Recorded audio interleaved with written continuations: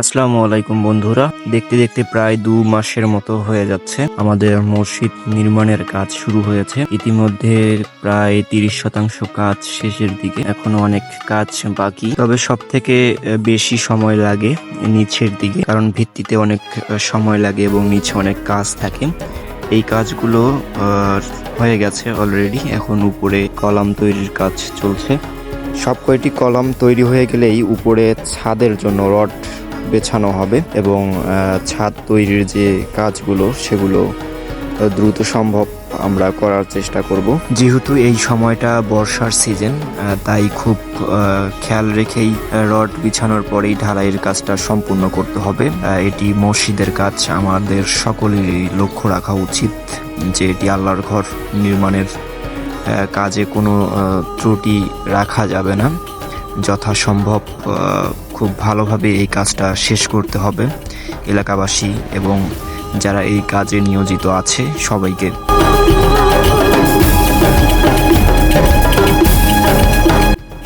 এবং আমাদের পুরো এলাকাবাসীর অনেক দিনেরই একটা চাওয়া যে সুন্দর একটা মসজিদ নির্মাণ করা, এবং সেই লক্ষ্যেই এই কাজটা এগোচ্ছে।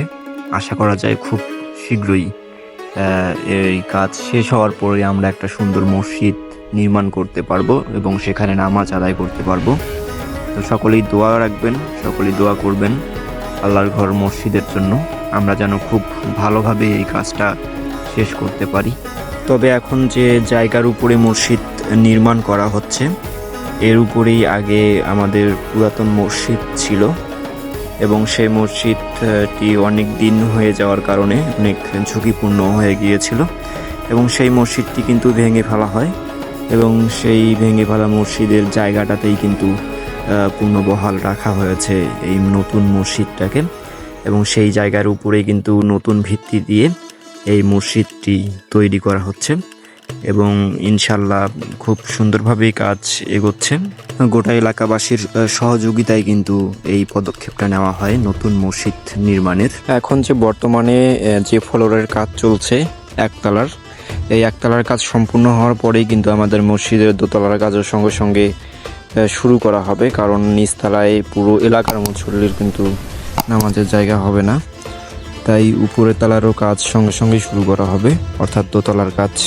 যারা ভিডিওটা দেখছেন তারা অবশ্যই জানাবেন যে মসজিদের কাজ কেমন হচ্ছে, কমেন্টে অবশ্যই আপনারা জানাবেন। এবং আমাদের এই গ্রামের মসজিদ নির্মাণে যিনি জায়গা দান করেছেন তার জন্য আপনারা দোয়া করবেন সকলেই, তিনি যেন বেহেশতে নসিব হন, আল্লাহ ওনাকে কবুল করুক।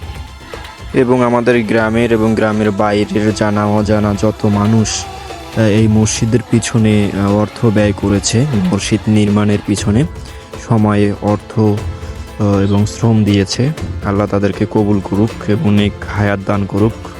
সকলেই তাদের জন্য দোয়া করব আমরা।